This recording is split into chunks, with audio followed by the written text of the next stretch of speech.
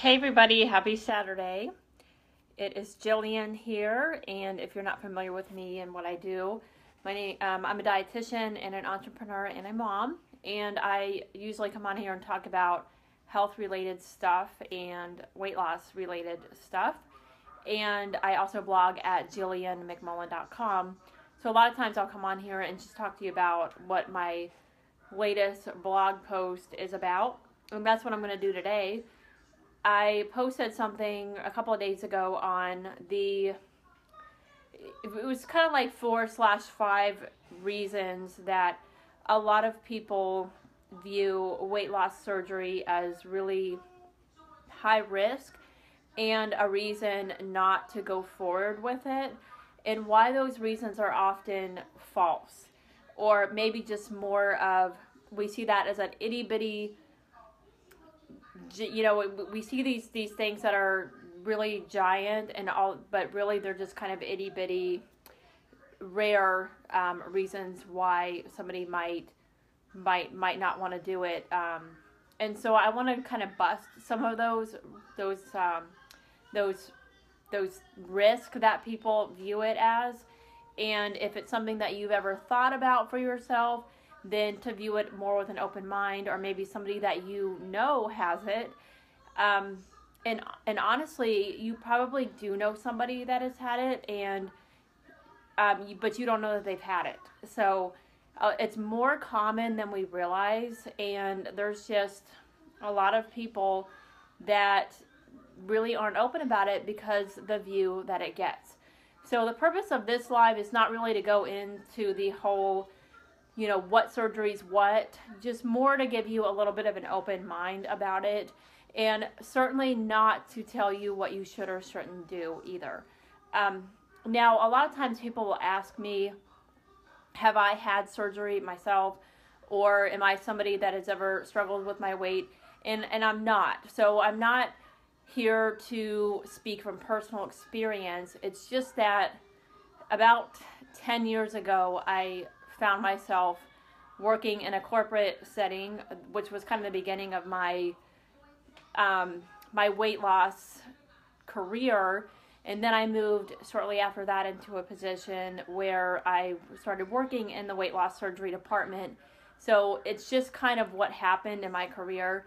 And I've worked with lots and lots and lots and lots of people in this field. And I've seen people go from a whole lifetime of dieting and being very hopeless, and dieting their entire life and never being able to succeed, and not understanding why maybe every area of their life they've been very successful in, but they can't be successful in this one area. And I've seen them move from that position to finally getting control of their weight and being able to do things they never thought that they could do because of this surgery. And it's amazing to see the transformation that happens in people when they have this tool. And that's really what it is. It's a tool. And so just a little background about surgery. And the first reason, and the biggest reason that people always are hesitant about this thought, is because it is surgery. And the fear that if you have surgery for something like weight loss, it just seems like such a trivial thing to a lot of people. Why would you have surgery? You could die from surgery just to lose weight. And I think a lot of times people view weight as not a big deal. But it is a big deal. If you struggle with your weight, you know that it's a big deal. You know that it's something that is takes over everything about your life. And the little things too. So we all know that if you struggle with your weight, this means that you're at a higher risk for heart disease, diabetes, certain types of cancer.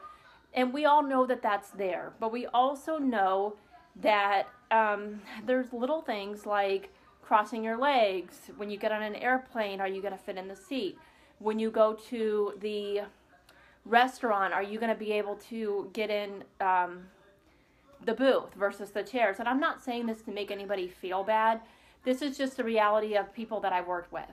And when people come into my office after surgery and they're in that first milestone weight loss, those are the things that are meaningful, that they can go clothes shopping in certain certain sections of the store that are not the plus size, that are not the section of the store where the clothes just aren't fitting like they want to, that are not the nice clothes that they want to be in, that they are being able to tie their shoes without it being a struggle, that they are crossing their legs. You know, that's a really big one for a lot of people, and it seems so stupid to even talk about that, but this is what I've seen hundreds and hundreds of times. And for lots and lots of people, surgery is the way. So obesity is the second leading cause of death in the United States, preventable. First one, many of you probably can guess, is smoking. So to say that surgery could cause death, I mean, lots of us if we had a ruptured appendix, it really doesn't matter to us if surgery could cause death, because so could the ruptured appendix. So we're not going to question it. We're going to have the surgery to get rid of the appendix. And this is kind of the same thing. So you're telling somebody if having weight loss surgery could save their life, well, they shouldn't have it because the surgery could also kill them. It's kind of a silly thing to tell someone that. So that's really, and I can tell you with, I worked in weight loss in a bariatric weight loss setting for 8.5 years. And if you have the right surgeon, it's not an issue. You don't want to be somebody's first case. You don't want to be a surgeon's experimental case by all means. That, you know, I would definitely make sure you have a good surgeon. But if you have an experienced good surgeon, that's really not a problem. And one of the things that really changes this, because in the 80s, surgeries, bariatric weight loss surgeries were open. You had a big incision from top to bottom. Lots of complications would arise from that, infections, things like that. And so yeah, that would be kind of a problem and a big recovery issue as well. But now the surgeries are not done that way. They're laparoscopically, and if you've had any kind of surgery within the last, I would say 5 to 10 years, you may have had it done that way, where they just do little 1-inch incisions. And that's how even gastric bypasses, if you're familiar with the types of surgery, are done, if they can do them that way. So little cameras go in, and they don't cut you open, and the recovery is often very, very quick. And that makes a big difference on the risk. So that's what I'll say about that. I'm looking at my blog post, that's why I'm behind, looking upward. Another one that a lot of people get fearful about is that you're going to throw up a lot. And the fact is you are going to throw up a lot if you don't follow the right diet. So when you have weight loss surgery, you don't want to look at it as, well, I'm going to keep eating, pizza, I'm going to keep eating fast food, I'm going to keep eating whatever I want and still lose weight. So many people, I think, sometimes will look at it as just this cop-out and the easy way. And if you've ever had weight loss surgery, then you know that it's not the easy way out. It does require drastic changes to your diet, and things have to go so that you don't throw up and so that you are successful, because it is a very pretty big change in your internal anatomy. So if you eat the wrong things, if you eat too fast, if you even do things like drink out of straws, if you drink too close with your meals, you can throw up. That's part of the surgery though. So certain habits are going to have to change before you even ever have the surgery. It's not go to your doctor, tell your doctor that you want to do this thing, and then they schedule it for tomorrow. It's not like that. So anybody who's ever decided to have a weight loss surgery did put a lot of thought into it, and they did change their whole life to have it done.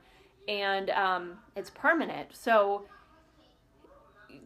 everything about your life changes when you have surgery, and the surgery helps you. It's a tool.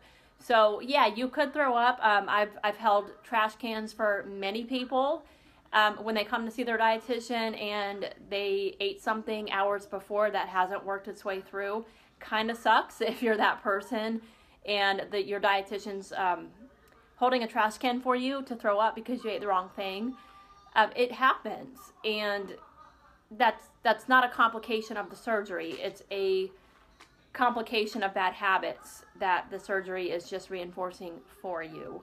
So again, it's not a high risk thing. It's just the nature of what happens. So another one is you won't have any energy. So this one's kind of interesting because when you have something like weight loss surgery, it's very natural to think that you're going to have no energy because you can't eat. You're actually eating very, very few calories. But think about it this way. If you've ever been on any kind of diet, you probably, and you lost weight rapidly, the opposite ends up happening. So you lose weight fast, and if your body is so used to carrying around an extra 70 pounds of weight, and all of a sudden let's say you're carrying around an extra 70-pound backpack, and all of a sudden in a really short time, overnight, I took that 70-pound backpack off of you, you're going to have a lot of energy because you're no longer carrying it. And that's what happens with rapid weight loss. It doesn't really matter how little you're eating, it's just the weight taken off of your joints that increases the energy level, and you feel great. So this is why I think people stick to things like the Atkins diet, low carb diets, even though they really shouldn't feel that great, they do because the weight comes off.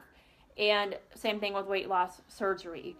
You might be eating 500 calories a day, but if you're not dehydrated and you're eating enough protein, then you're probably going to feel really good because you're not carrying around all this weight that you were.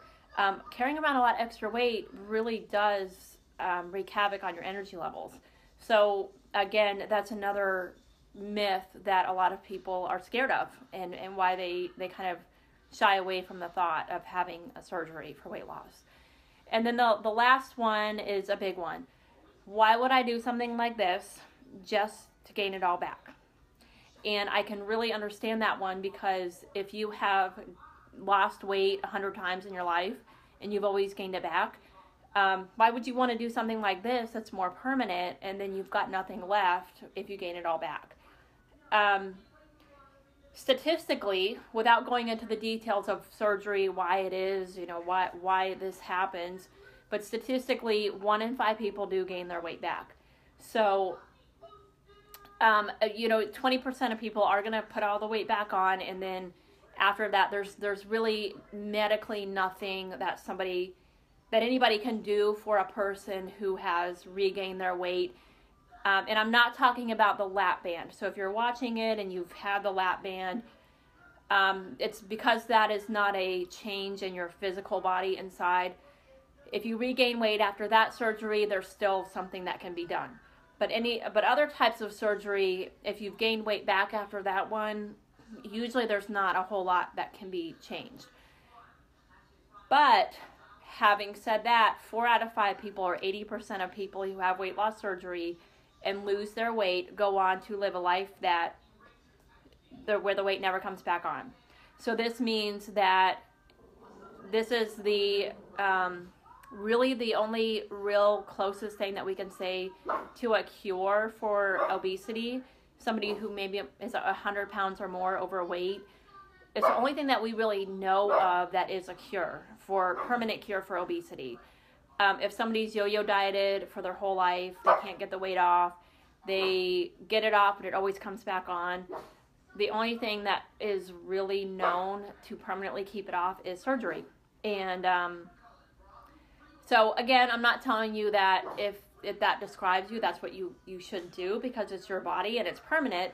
So you have to be able to make changes to make it permanent, because you don't want to be that person that runs into it and now you're in that 20% that gains it all back, because it's possible. There's a lot of different ways that the body can adapt to make it possible. But it's not a reason to not even consider it because you think you'll be one of those people that gains it back. And there goes my son. So hopefully that is helpful for you, gives you a little bit of insight. I go into it a lot more detail in my post. Now the only thing is my light, because my son just turned everything off. But if you want to check that out, just go to my blog, JillianMcMullen.com. And before my son freaks everybody out, I will sign off. But thank you for joining, and I appreciate the replay viewers as well. And I will talk to you guys next time. Bye.